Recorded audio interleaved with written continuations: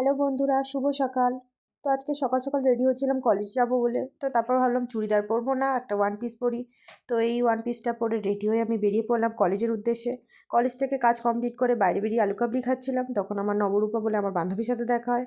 ওর সাথে দেখা করে তারপর বাড়ি চলে আসি। বাড়ি এসে খাওয়া দাওয়া করে রেস্ট নিয়ে নেওয়ার পরে দোকানে বসছিলাম। বসে বসে দেখছিলাম ডেথ নোট।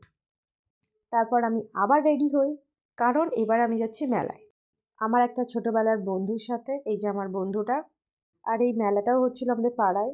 তো আমি রেডি হয়ে ওর সাথে বেরিয়ে পড়েছিলাম, আজকে যাব। তারপর দেখি ওখানে হচ্ছে যাত্রাপালা, তো আমি যাত্রা দেখি না, তো আমি ওর ধারে পাড়েও যাইনি। তারপর আমি ঠাকুর দেখতে গেলাম, এটা হচ্ছে প্যান্ডেলটা, আর এই হচ্ছে মা। কি সুন্দর মায়ের মুখটা।